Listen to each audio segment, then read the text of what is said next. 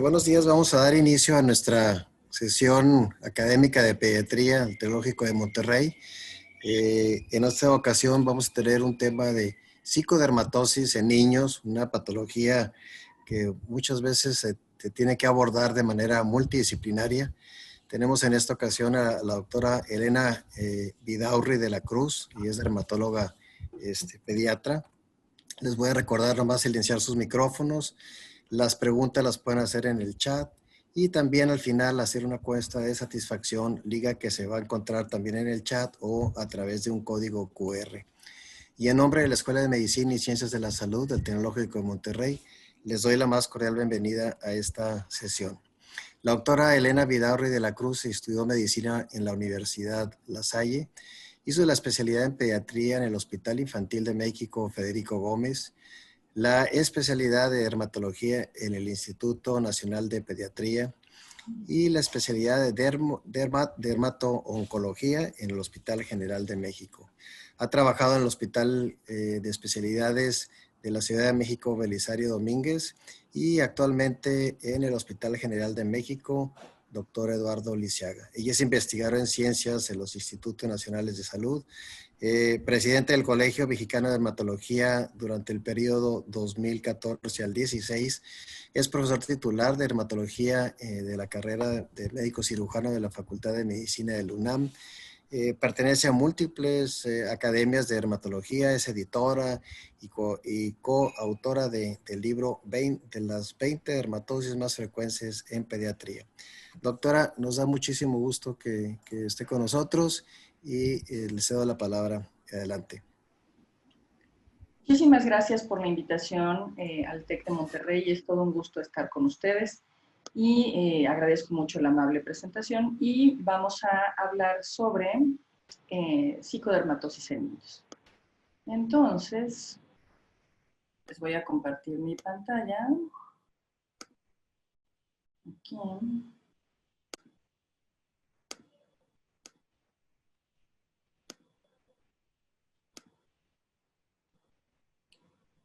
¿Alcanzan a ver mi pantalla? Perfecto. Entonces, ahí. Bueno, pues vamos a hablar entonces sobre psicodermatosis en niños. Nuestros objetivos son recordar la importancia de la psicodermatosis en los niños y enfatizar la necesidad de explorar el desarrollo emocional del niño.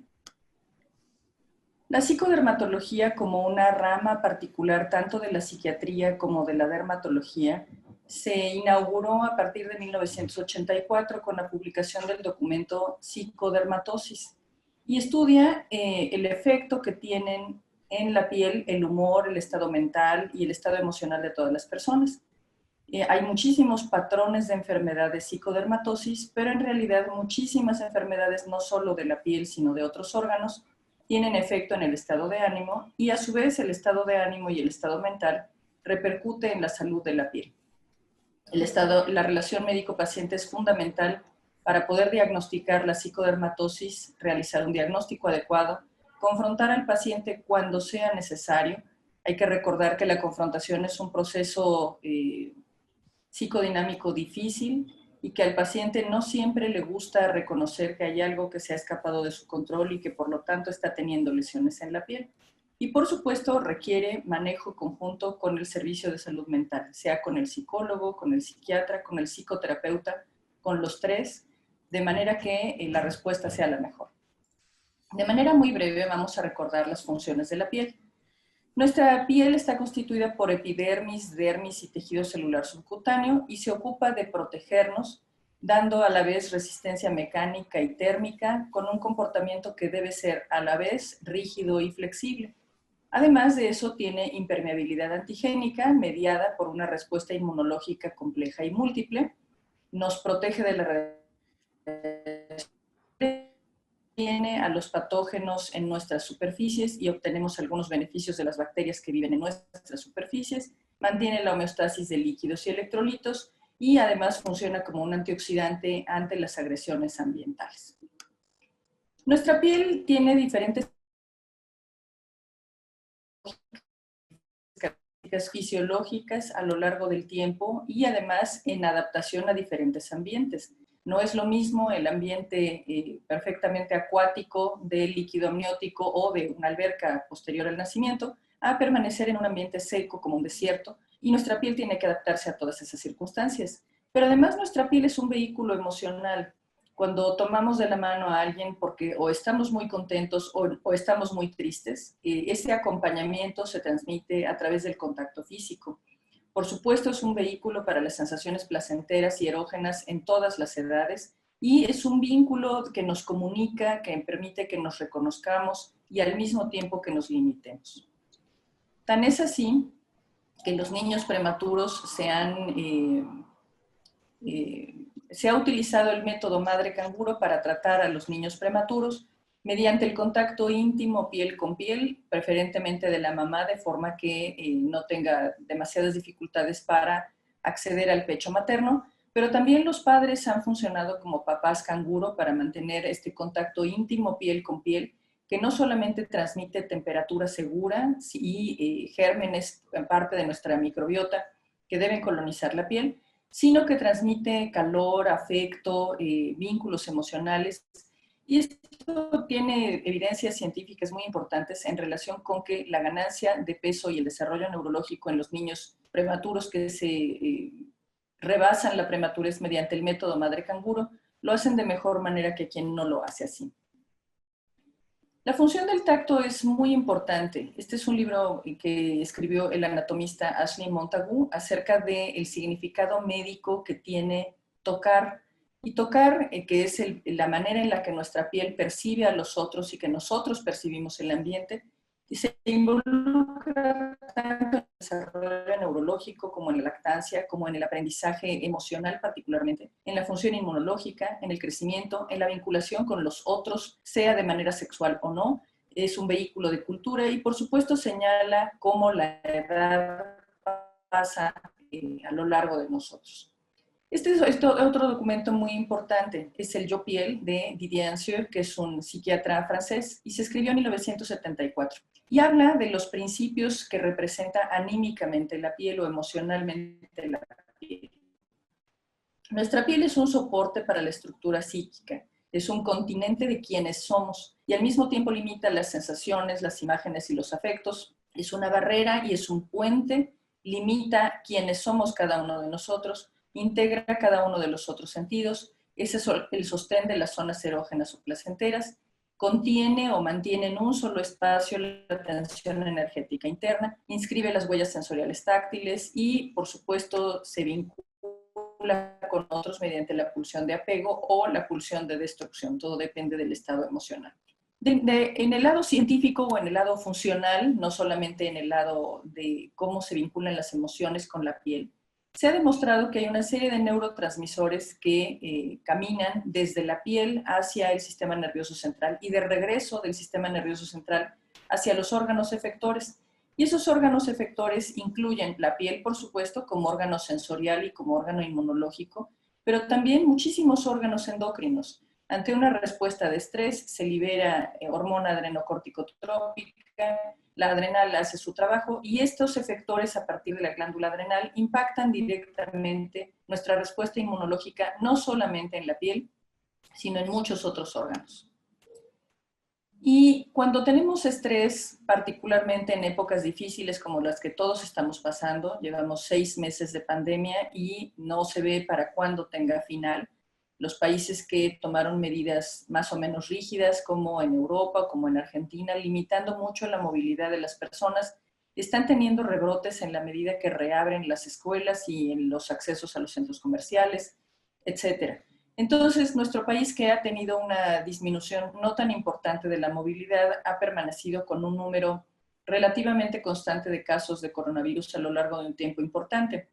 Desde hace quizás un mes o un mes y medio, están empezando a descender los casos, pero lo hacen de manera muy lenta. Y los niños no son los principales enfermos de coronavirus, aunque sí pueden tener manifestaciones muy graves, pero en cifras no son el grupo más afectado. Sin embargo, estas medidas de aislamiento con la finalidad de disminuir los contagios de coronavirus generan angustia y estrés. Los niños han tenido que disminuir su contacto social con otros niños, han tenido que estar contenidos en el espacio de la casa o en un espacio cercano a la casa, conviviendo con pocos familiares y finalmente escuchan las noticias en relación con si la angustia, si alguien perdió el trabajo, si alguien está enfermo, etcétera. Y todas esas manifestaciones de estrés también ocurren en la piel. En la medicina psicocutánea podemos clasificar, hay diferentes categorizaciones de estas enfermedades, pero más o menos podemos tener trastornos psiquiátricos con manifestaciones cutáneas, como en esta mujer que tiene escoriaciones por neurosis y que en realidad ha tenido depresión de muy largo plazo. Tenemos dermatosis que empeoran con el estrés, como la dermatitis atópica o el vitiligo. Tenemos trastornos psiquiátricos secundarios a dermatosis, como el acné escoriado o como la dermatitis facticia. Y tenemos trastornos disestésicos, donde a pesar de que no haya un daño anatómico, hay prurito importante en algún órgano particular. ¿Qué tan frecuentes son? Pues depende de la estadística. Se calcula que 25 a 30% de los pacientes dermatológicos tengan algún trastorno emocional, pero en otras estadísticas vemos que 30 a 40% de los pacientes que buscan tratamiento dermatológico tienen un trastorno psiquiátrico subyacente. Y esto es muy importante. Tanto en dermatología de adultos como en dermatología de los niños, el impacto que tienen las emociones en la piel es muy importante. Se calcula que la prevalencia global de trastornos psiquiátricos en los pacientes con enfermedad dermatológica es del 30 al 60%. ¿Cómo se clasifica en la psicodermatosis? Esta es una de las clasificaciones más completas que encontré, pero hay varias. Y aquí podemos encontrar trastornos psicofisiológicos, es decir, donde hay un trastorno que se explica por la fisiopatogenia en la piel, pero donde el estrés emocional influye en que se tengan brotes, en que empeore la enfermedad, etc. Y aquí están el acné, la aftosis oral, la dermatitis atópica, el herpes simple, la hiperhidrosis localizada, el prurito, la rosácea, la dermatitis seborreica y la urticaria. También están los trastornos psiquiátricos con síntomas cutáneos, y aquí está el trastorno dismorfofóbico, el delirio de parasitosis, la dermatosis artefacta, los trastornos alimentarios, las escoriaciones por neurosis, el trastorno obsesivo-compulsivo, los trastornos fóbicos, la púrpura psicógena, la tricotilomanía y la automutilación.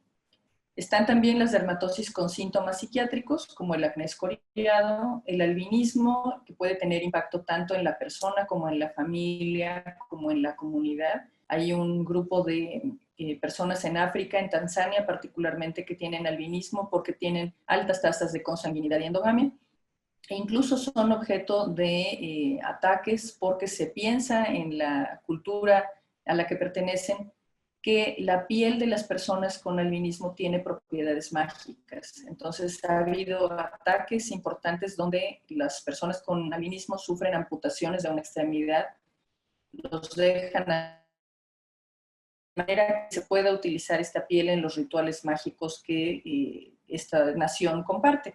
Entonces, pues esto genera muchísima angustia en las personas que tienen albinismo, en sus familias, y se vive en un ambiente con mucha agresión potencial. También está aquí la alopecia areata, la dermatitis crónica, la psoriasis extensa, los trastornos ictiosiformes, los neurofibromas, el rinofima y el vitiligo. Y todos estos pueden causar depresión, angustia, pensamientos suicidas, ideas de muerte recurrente, etc.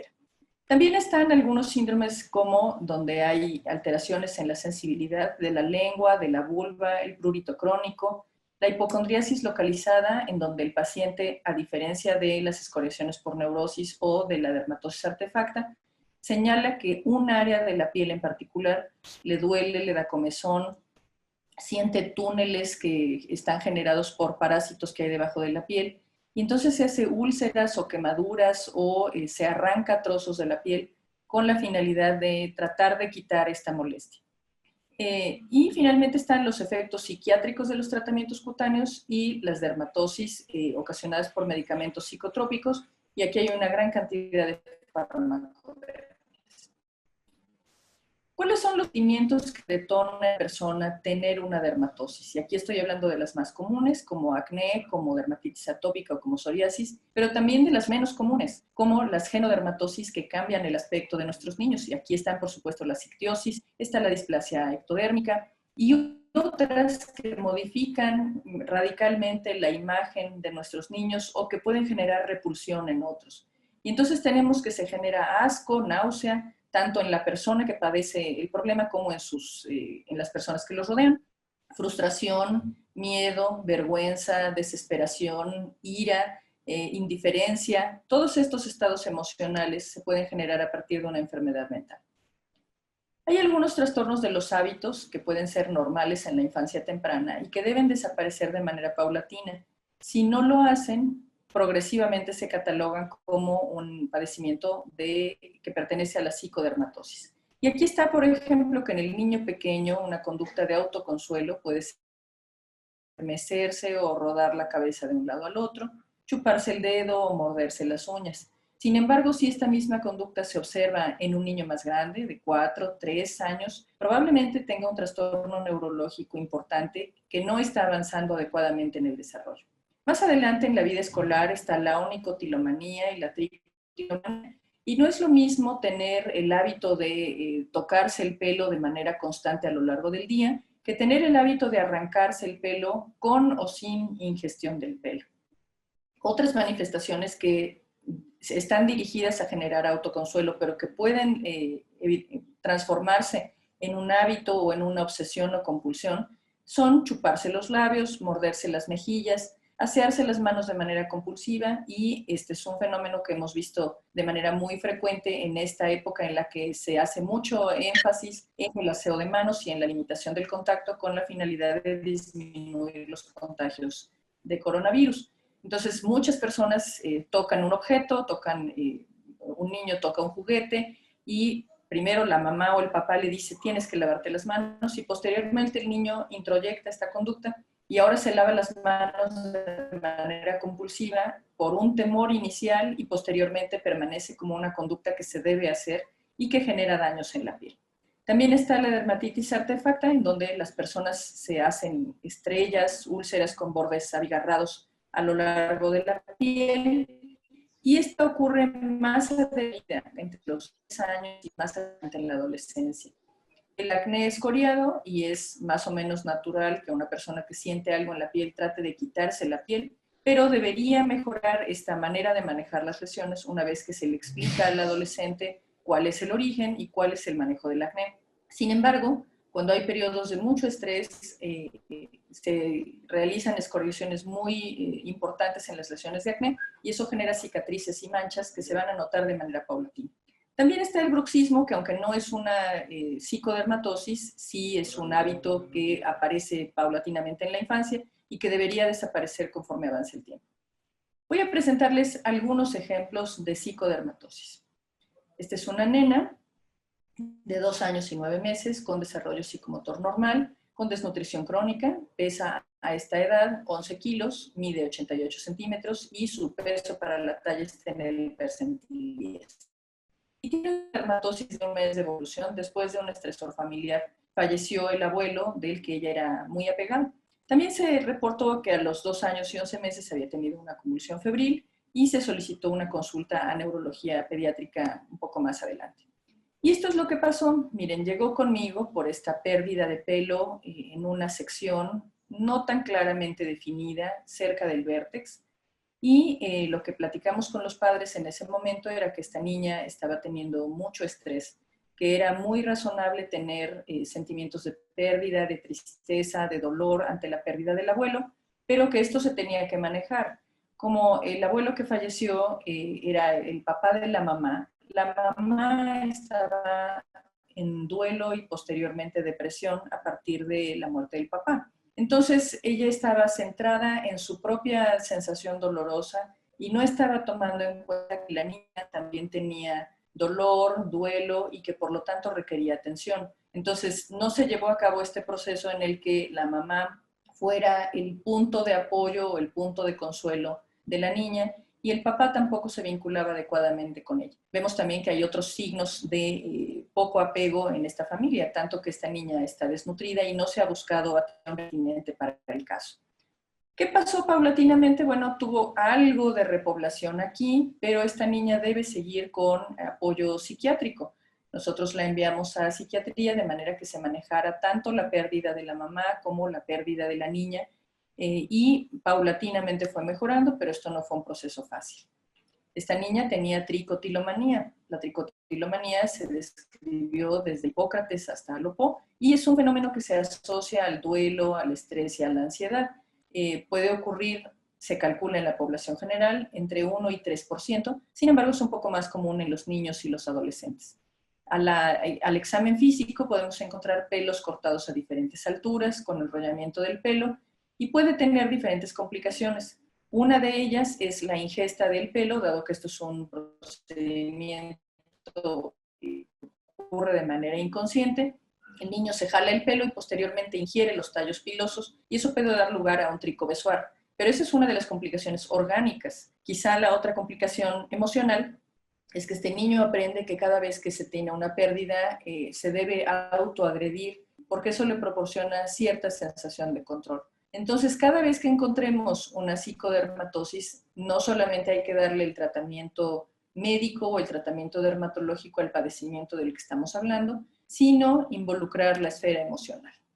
Esta es otra chiquita, esta foto es una cortesía de la doctora Carla Moreno, ella la vio a los 3 años de edad, y vean la placa de pseudoalopecia tan nítidamente descrita en ambos lados de la cabeza. Aquí hay que preguntarse por cuántos estresores ha pasado esta niña a esta edad, ¿no? Y pueden no ser estresores terribles. El abuso sexual es más frecuente de lo que quisiéramos pensar. Se calcula que 30% de los niños han tenido abuso sexual en algún momento de la vida, y esto probablemente ni siquiera se detecte en el momento que ocurra, sino esta cifra se obtiene a partir de encuestas realizadas en adolescentes y en adultos que sufrieron abuso durante la infancia. Pero no necesita ser un fenómeno estresor importante.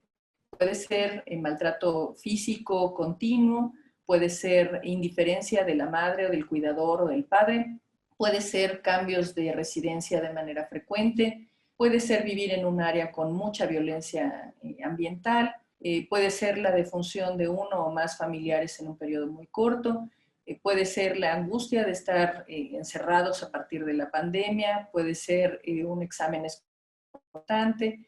Es decir, hay muchos estresores a los que están sujetos nuestros niños y es nuestra responsabilidad reconocerlos. Esta es otra paciente, es una mujer adulta de 35 años a la que yo conozco desde hace muchísimo tiempo y ha tenido desde hace muchos años dificultades para la vida afectiva independiente.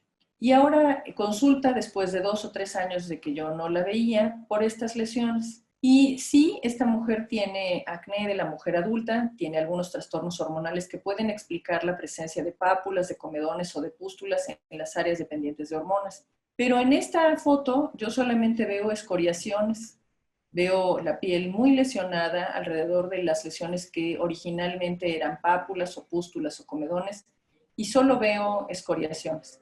Esto es acné escoriado de la mujer adulta y está a punto de la escoriación neurótica, porque incluso tiene escoriaciones en sitios donde probablemente no se veía una lesión. ¿Qué pasa aquí? Bueno, hay un punto de liberación de la angustia, que en este caso es la piel. Solo que esta mujer tiene un empleo en el que su cara se ve todo el tiempo. Es posible que si fuera únicamente operadora telefónica, pues no tuviera más que impacto en su vida personal estas lesiones en la piel, pero tiene impacto también en su vida laboral. Y esto puede ocurrir en un estudiante de secundaria, en un estudiante de la preparatoria, que también nos pertenece a los pediatras por el grupo de edad en el que está. Entonces, ¿qué hacer?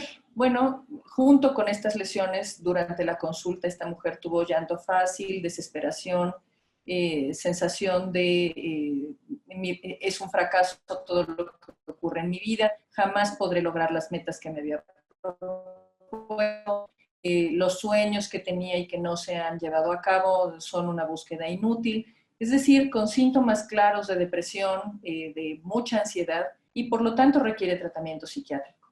Entonces, ella ya estaba acudiendo con salud mental por su cuenta, sin embargo, lo había abandonado en los últimos 6 meses. Hicimos énfasis en la importancia que tenía continuar con psicoterapia y en la importancia que tenía que, si el psiquiatra así lo consideraba, recibiera medicamentos que disminuyeran sus síntomas de ansiedad y depresión con la finalidad de mejorar las lesiones cutáneas. La vimos en una consulta subsecuente un par de meses después, tiene menos lesiones en la piel, es decir, el tratamiento dermatológico ha funcionado en una parte, pero no ha acudido con el profesional de salud mental. Por diferentes razones. Ella alega dificultades logísticas, no tiene tiempo para hacerlo, pero también está ahí involucrado un mecanismo de negación. ¿Por qué voy a ir si ya con que se me quiten las lesiones es suficiente? No tengo ganas, no tengo ánimo de que me confronte a alguien respecto de las cosas que no me gustan en mi vida y que, contrastantemente, podría hacer algo para mejorarlas y yo no tengo ganas de acudir. Este es otro paciente de 18 años con asma de difícil control, con manejo con inmunoterapia, sin tratamiento desde hace 5 años. Junto con el asma que inició en la infancia, ha tenido dermatitis atópica. Sin embargo, abandonó el tratamiento y es razonable en cualquier paciente que tiene una dermatosis crónica que llegue el momento en que ya no desee tratarse, acudir al médico de manera repetida sin obtener los resultados que espera el paciente, que puede, esta diferencia entre lo que espera el paciente y lo que obtiene el paciente puede ser porque tiene expectativas irreales o porque los profesionales de la salud no hemos sido suficientemente claros como para explicarle, tu padecimiento es crónico, va a tener brotes y remisiones y hay que hacer énfasis en este y en este y en este aspecto, de manera que tú seas el autogestor de tu enfermedad y te atendamos cuantas veces sea necesario. A veces el entendimiento de una enfermedad crónica es muy difícil y esto se observa no solo en dermatosis. Los pacientes que tienen diabetes con mucha frecuencia tienen descontrol de sus metas metabólicas. Los pacientes que tienen epilepsia con frecuencia dejan de tomarse el medicamento, particularmente en la adolescencia.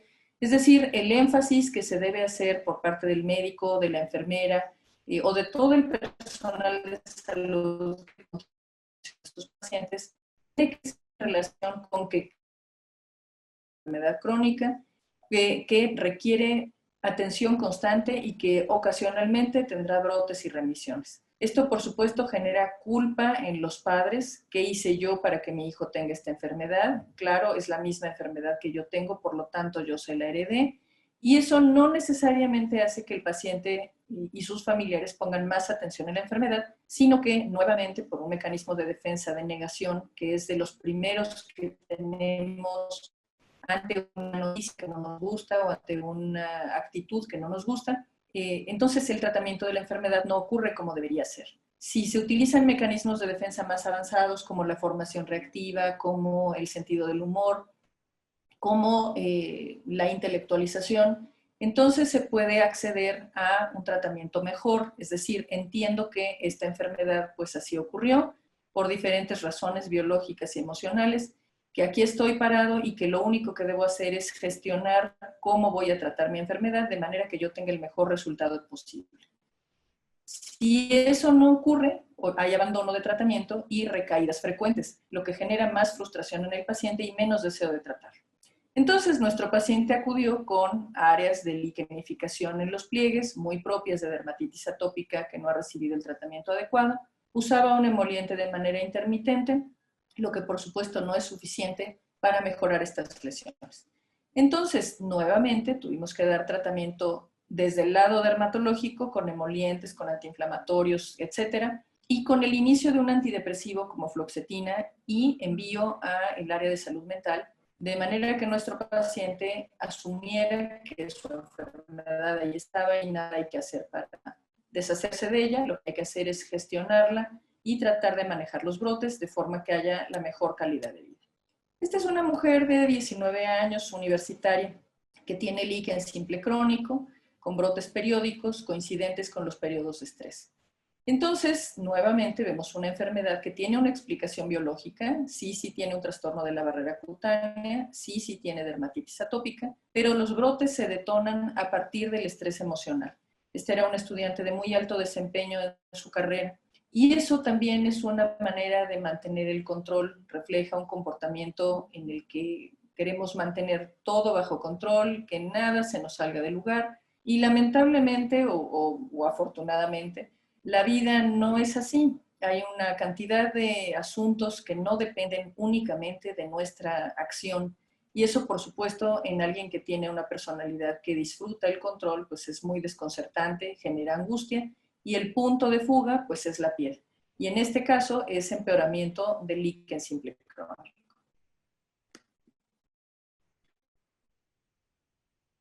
muy común, que no es propiamente una lesión dermatológica, es el prurito. Y el prurito es una sensación anómala en la piel que detona la necesidad de rascarse. Y en el rascado se genera placer.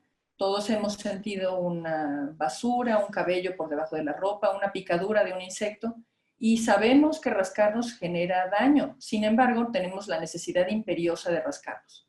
Pero hay un prurito diferente. Hay prurito idiopático en los pacientes psiquiátricos, que es mucho más prevalente en los pacientes esquizofrénicos con ira y con ideas catastróficas. Y esto lo han estudiado diferentes psiquiatras. Esta doctora, que pueden encontrar en una conferencia TED, es Eleanor Longven, y ella es psiquiatra y es esquizofrénica desde la adultez. Y habla de lo difícil que es manejar una enfermedad mental que le da diferentes síntomas, a pesar de que tenga tratamiento, a pesar de que conozca su enfermedad, su pronóstico, etc.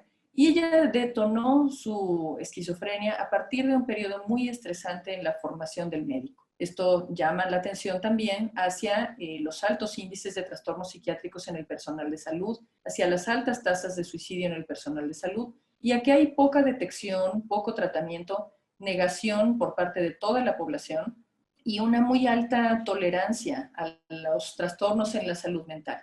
Ustedes y yo, cuando hemos interrogado sobre un padecimiento en los niños mayores, en los adolescentes, sobre las relaciones emocionales, escuchamos respuestas de los padres como: es que no se lleva bien con su hermano porque él es muy enojón. Es que no se lleva bien con su papá porque su papá, en cuanto le dicen algo, responde violentamente. Es que no habla con su mamá desde hace 6 meses porque se gritaron porque algo ocurrió y la mamá no le habla desde entonces. Ninguna de estas actitudes es normal, normal entendida como funcional. No es normal que alguien tenga trastornos en la relación social con otros por el estado de ánimo. Sin embargo, en sociedades como la mexicana, somos muy tolerantes a los padecimientos mentales. Y entonces preferimos decir: déjalo, no le hables, ya se le pasará. O, pues así es tu mamá, muy enojona, también tú para qué la irritas, si ya sabes que no le gusta que dejes la ropa tirada, ¿para qué lo haces? Tú deberías hacer lo necesario para que ella no se enojara. En lugar de enfocarnos en que la persona que es muy irritable, que tiene brotes de ira, o al contrario, que está deprimida todo el tiempo, requiere atención mental. Tratamos de modular el ambiente alrededor de la persona que tiene un padecimiento emocional y no necesariamente insistimos en que esa persona acuda a recibir atención psiquiátrica. Los efectos adversos de los psicofármacos en la piel son muy diversos. Casi todos pueden causar farmacodermias, y aquí están el síndrome de Stevens-Johnson, la necrolisis epidérmica tóxica, la urticaria. Y hay algunos que dan lesiones particulares, por ejemplo, los barbitúricos producen más dermatitis acneiforme, el litio se sabe que detona la psoriasis, pero casi todos ellos pueden tener un efecto adverso. Sabemos que los efectos adversos pueden ser poco o muy comunes dependiendo de la población de la que hablemos, dependiendo del perfil genético de esa población, pero siempre vale la pena preguntar ante un padecimiento, sobre todo con un brote nuevo o en el que no encontramos explicación de cómo llegamos hasta aquí, si se está consumiendo algún fármaco. A veces los pacientes o los papás de los pacientes no nos dan la información completa por este perfil de vergüenza que tiene confesar que se tiene una enfermedad mental. ¿Qué otras cosas hay que hacer? Hablábamos hace un rato sobre que el abuso sexual es muy común, lamentablemente. Y se da más en los ambientes donde hay hacinamiento o donde no hay una figura clara de autoridad y donde hay pérdida de los límites. ¿Cómo hacemos nosotros desde la pediatría para detectar si hay algún signo de abuso? A veces esto no es tan claro, pero sí algunas pautas en el estado emocional pueden orientarnos. Por ejemplo, un niño que empieza a desarrollar un hábito de limpieza excesiva, o que tiene cambios en el patrón de sueño y vigilia, o que tiene cambios en el aprovechamiento escolar, o trastornos en la alimentación, o que empieza a somatizar, a quejarse todo el tiempo de que tiene dolor de estómago para que me lleven al médico, tengo tos para que me lleven al médico, me duele la cabeza para que me lleven al médico. Y en aquellos en los que persisten los síntomas de cualquier índole, a pesar de dar tratamiento y a pesar de averiguarlos. A ninguna familia le gusta pensar que uno de sus niños tiene abuso sexual, pero a veces hay dinámicas familiares poco saludables en donde uno o más de los miembros de la familia saben que existe el abuso sexual y sin embargo no hacen nada por defender a la víctima o por sancionar al que comete el abuso. Y es nuestro papel como pediatras detectarlo y enviarlo de manera más o menos rápida con el profesional de la salud mental y por supuesto con trabajo social y hacer lo necesario para que ese niño esté en las condiciones más seguras. Esto por supuesto que no es fácil, a veces se nos pasa la mano, tanto por exceso como por defecto, y se requiere medidas muy cuidadosas en cada caso. Y los dermatólogos o los pediatras detectamos la psicopatología. Este es un fenómeno que uno diría, bueno, pues es muy claro detectar la tricotilomanía o es muy claro detectar las ulceraciones por neurosis, pero no necesariamente.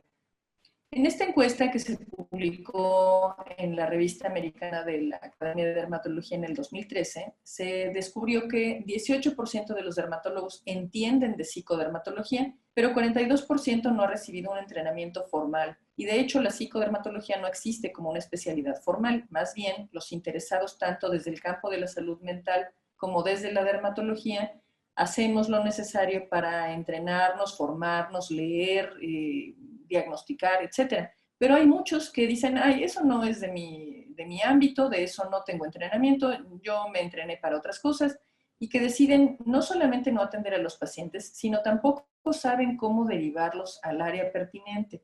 Y eso hace que ofrezcamos un servicio de menor calidad que el que merecen nuestros pacientes. Entonces, todos debemos tener en cuenta que la esfera emocional participa de muchísimos mecanismos de enfermedad, no solamente en la piel, la cefalea, la colitis, el estreñimiento, también tienen efectos a partir de la salud mental. Entonces, el que no tengamos atención adecuada de la dermatosis y del trastorno emocional, lo que conduce es a que nuestros pacientes tengan depresión e ideación de muerte hasta llegar al suicidio en algún momento.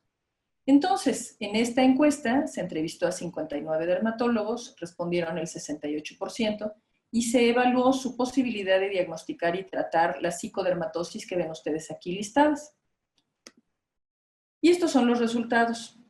Me siento cómodo diagnosticando en 83 a 87% escoriaciones neuróticas, tricotilomanía y delirio de parasitosis, es decir, las que son muy notorias.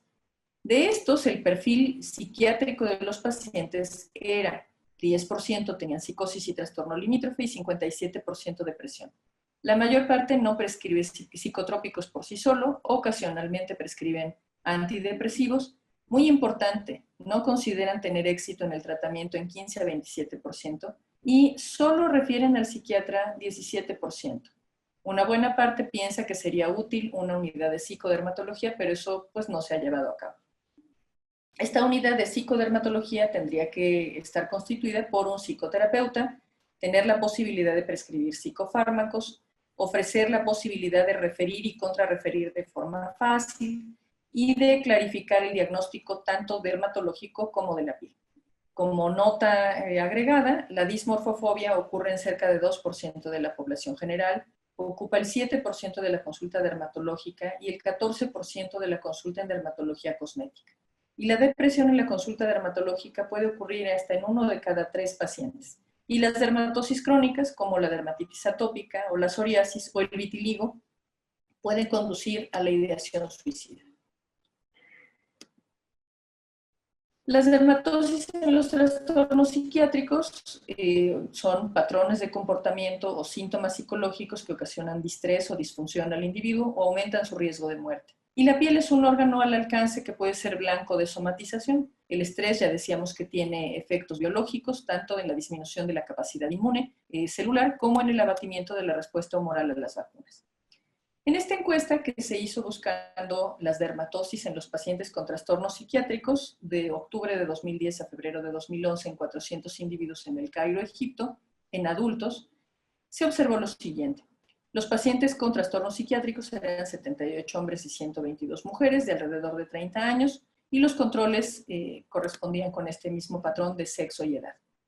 Y vean ustedes cómo la esquizofrenia es más común en las mujeres y la depresión quizá es 50% de cada sexo. La ansiedad también 50%, y el trastorno afectivo y el trastorno obsesivo-compulsivo ocurrieron con más frecuencia en las mujeres. ¿Qué tan frecuentemente ocurrieron las dermatosis? Bueno, en los pacientes con enfermedad psiquiátrica, vean el número tan importante de pacientes con dermatosis y el número tan pequeño en los pacientes que no tenían enfermedad psiquiátrica. Las dermatosis infecciosas ocurrieron en 48% de los pacientes psiquiátricos, es decir, 67% de los pacientes psiquiátricos con algún problema de la piel. Y en cambio ocurrieron en 11% de los pacientes no psiquiátricos, 50% de los pacientes sin enfermedad psiquiátrica con dermatosis. Vean ustedes cómo las parasitosis y las micosis son mucho más frecuentes que las infecciones bacterianas y que las infecciones virales. Estos son otros diagnósticos y el tiempo que pasó, la prevalencia de estas enfermedades en los pacientes psiquiátricos contra los pacientes que no tenían enfermedad mental. Y vean ustedes cómo la pediculosis, la escabiasis, la verruga vulgar, es decir, estos tres, son mucho más frecuentes en la población psiquiátrica. Y vemos cómo otros padecimientos como la hiperpigmentación postinflamatoria, las cefélides o los fibromas blandos son mucho menos comunes en la población psiquiátrica y más comunes en la población sin enfermedad mental.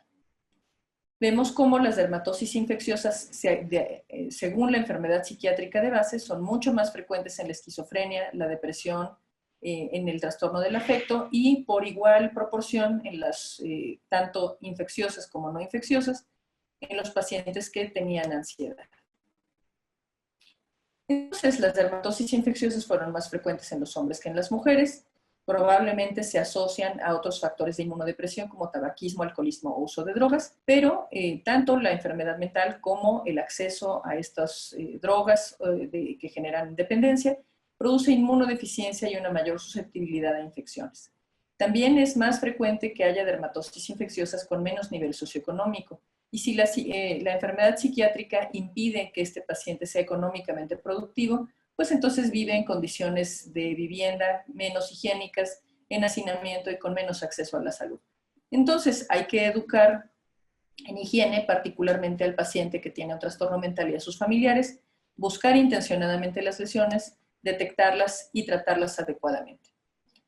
El impacto de las dermatosis en la salud emocional es muy importante.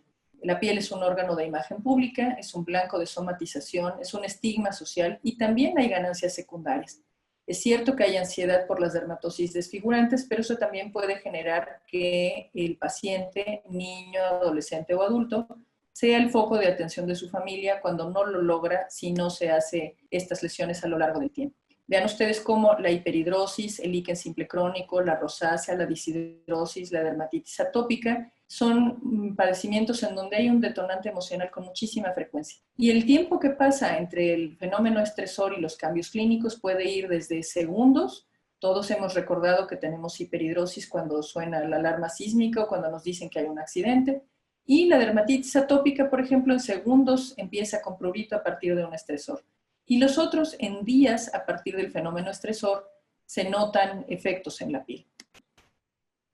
Las manifestaciones clínicas de ansiedad, depresión, pueden ser tanto subjetivas como objetivas y puede haber tanto preocupación como impersistencia motora, incapacidad para la concentración, como llanto o disminución del interés por las actividades. Entonces, corresponde al pediatra y al dermatólogo evaluar el estado emocional de nuestros niños, preguntar cómo van los hábitos en relación con la escuela, el juego, el sueño y la relación con otros, y preguntar y observar, por supuesto, cómo van la capacidad de concentración, la capacidad de control motor, la incapacidad para experimentar placer o la búsqueda del placer. Y probablemente estos pacientes se tarden en buscar al dermatólogo porque su enfermedad les genera vergüenza, desesperanza o irritabilidad, pero también porque uno de los mecanismos de defensa más comunes y con menos requerimiento de función del aparato psíquico es la negación. Los otros mecanismos de defensa que exigen formación reactiva, que exigen intelectualización, también requieren un aparato psíquico más fuerte. ¿Qué hacer para manejar a un paciente con una psicodermatosis? La relación médico-paciente es muy importante y se debe tener el tiempo suficiente para hablar con nuestros pacientes, en el sentido de detectar su enfermedad, de permitir apertura de su parte, de forma que tengamos una ventana de oportunidad para referencia al Departamento de Salud Mental, Si es posible que iniciemos farmacoterapia porque ya se estableció un vínculo de confianza adecuado y nosotros nos sentimos seguros manejando el medicamento, es conveniente hacerlo. Y por supuesto hay que dar estrategias de manejo del estrés fácilmente accesibles al paciente. Y aquí están dentro de las que podemos ofrecer en lo que nuestro paciente acude a salud mental, está hacer ejercicio, dibujar, hacer alguna actividad repetitiva que dé placer al paciente, por ejemplo, dibujar, ordenar cuentas para un niño más pequeño, para un adolescente o para un adulto, quizá coser o tejer como una actividad placentera y repetitiva permita disminuir el estrés junto con el ejercicio, escribir de lo que se está pasando o hablar de lo que se está pasando. Y a veces puede ser tomar el teléfono, ahora todos los teléfonos tienen una grabadora y decir, me siento muy angustiado, me siento muy desesperado porque me pasa esto y esto y esto y esto. Verbalizar la angustia ayuda a disminuir la carga de estrés de nuestro paciente. Y esto, por supuesto, que no soluciona de raíz lo que ha ocurrido. Es el principio solo para que la burbuja de estrés no explote, en lo que nuestro paciente acude con un profesional de la salud mental que le puede dar psicoterapia, que le puede dar terapia cognitivo-conductual, que puede utilizar hipnosis y que puede utilizar medicamentos en la medida que lo requiera nuestro paciente. Hay que recordar que la relación de nuestras emociones, nuestra mente y nuestro cuerpo, ahí está, no tiene ningún sentido negarla. Ha habido momentos en la historia de la medicina en los que hemos pasado de todo es orgánico a todo es emocional y quizá haya que encontrar un balance. Nosotros somos seres biopsicosociales, es decir, tenemos una parte completamente orgánica, una parte emocional, mental y una parte social. Lo que en este grupo social se observa como una condición sancionable, en este grupo social no necesariamente. Entonces, hay que situarnos en el contexto social de nuestro paciente para darle el mejor tratamiento. Como conclusiones, bueno, la enfermedad corporal tiene consecuencias en la emoción y la enfermedad mental tiene consecuencias somáticas. Entonces, nuestro objetivo como personal de salud debe ser pugnar por el equilibrio biopsicosocial de nuestros pacientes. Y en la medida que nosotros mismos comprendamos los mecanismos involucrados en la enfermedad, podremos ofrecer mejor atención médica. ¿Cuándo referir a un paciente? Bueno, pues cuando tiene una enfermedad mental y una dermatosis de manera independiente, cuando ambos se relacionan de alguna manera, o bien cuando hay un trastorno mental debido a tratamientos dermatológicos o cuando hay dermatosis que se deben a tratamientos por psicofármacos. Me parece que hemos alcanzado los objetivos que nos habíamos planteado al inicio. Quiero concluir con una invitación al Congreso Virtual Internacional de Dermatología Pediátrica que se llevará a cabo del 25 al 28 de noviembre. Toda la información está en la página del colegio y estoy a sus órdenes si hay alguna pregunta. Muchas gracias, doctora Vidaurri, por su excelente presentación y un panorama muy amplio que nos da sobre estas patologías que como pediatras nos enfrentamos, pero que al mismo tiempo tenemos que referir no tanto a dermatología, sino también a psicología o a psiquiatría. Son de esas patologías que deben ser abordadas y manejadas de manera multidisciplinaria. Estamos recibiendo las preguntas en el chat. No sé si tengan algún comentario de la audiencia.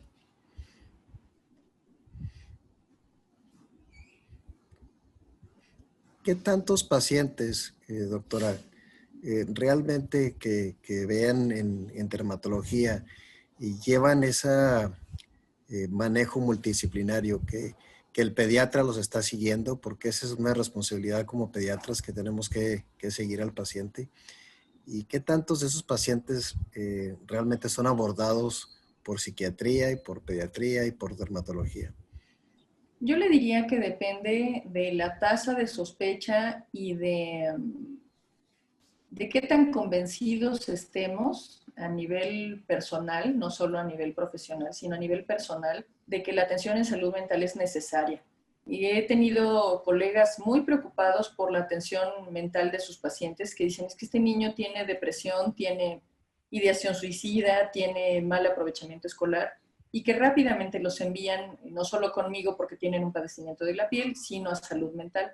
Pero también hay otros que dicen, bueno, pues sí, yo me crié en una familia igual de violenta que la de él y mire, me estoy muy bien, ¿no? Entonces, esta normalización de la patología mental como sociedad no necesariamente nos ayuda. Yo pienso que así como se le pide a los psiquiatras y a los psicoterapeutas que lleven terapia por sí solos, los médicos deberíamos llevar terapia por nosotros mismos. Y eso nos ayudaría a atender nuestros trastornos. A nadie nunca, nadie nos dijo, mira, cuando se muera tu mamá, tu papá, tu abuelita, tu perro, vas a pasar por un proceso de dolor y va a ocurrir esto y aquello y lo otro y eventualmente te vas a conciliar con la vida. No se te va a olvidar nunca el dolor de su pérdida, pero vas a poder funcionar. Eso nadie nos lo explica. Ni siquiera en las familias más numerosas en donde pues, es más frecuente casarse, bautizarse y por lo tanto también como parte del ciclo de la vida es más normal morirse. A nadie nos lo han explicado. A nadie nos han explicado que no conseguir las metas propias o las que tenían nuestros padres para nosotros puede generar dolor o frustración, ni qué hacer al respecto. Entonces, todos tenemos, cada uno en su historia personal, pérdida, dolor, etcétera. Y a todos los que hemos tenido la posibilidad de tratar a un paciente con una enfermedad difícil o que se ha muerto y que nos ha dolido, tampoco nadie nos enseñó a manejar esa pérdida.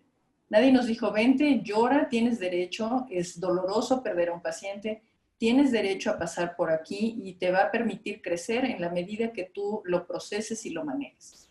Entonces, yo pienso que todos los médicos deberíamos llevar psicoterapia de manera que manejemos las pérdidas, nos sensibilicemos a la salud mental y que podamos referir a nuestros pacientes con más facilidad y con menos vergüenza, ¿no? Vergüenza propia y vergüenza para el paciente. Tendríamos que normalizar la enfermedad mental y decir que todos tenemos la posibilidad de tener depresión, angustia, ansiedad, pero también que todos tenemos derecho a recibir tratamiento, que la vida con dolor a nadie le ayuda.